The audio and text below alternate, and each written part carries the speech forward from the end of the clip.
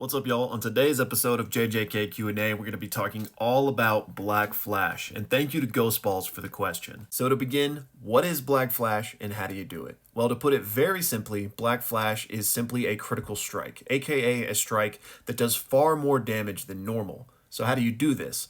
Well, you have to imbue your strike with cursed energy 1/1,000,000th of a second after it lands. Now, before anybody in the comments comes at me for saying it's actually 1/1,000,000th of a second, this is a mistranslation. It's not a trillionth, it is a millionth. But don't let that fool you, because a millionth of a second is still absolutely insane. To clarify, not a millisecond, which is 1/1000th of a second, but a millionth of a second, which is a microsecond. There are 1,000 microseconds in 1 millisecond.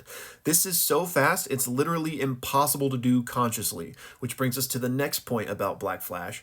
No one can do this at will, because this is how fast we're talking. That is the representation, that much of 1 second. Your brain can't even process things that you're seeing that quickly, so you cannot intentionally at will perform an action that quickly.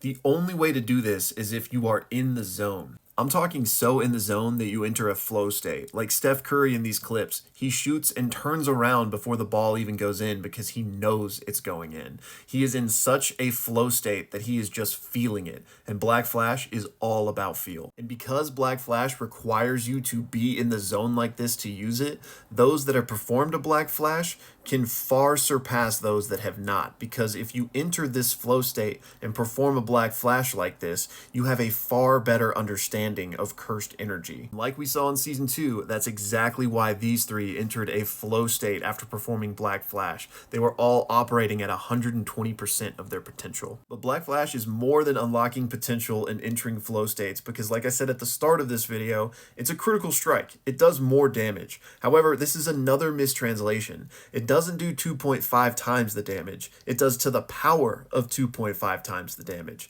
So for example, if your strike did 10,000 damage, it wouldn't do 25,000, it would do 10 billion. Yeah, Black Flash is no joke. And here's my sources, by the way, for those mistranslations. 1/1,000,000th of a second to the power of 2.5. The last thing I want to talk about in this video is the fact that I said no one can do it at will. And I think I explained why, but I know a lot of people are going to say, but Yuji's done it at will. Especially in season 2, it seemed like he was doing it at will in his fight against Mahito.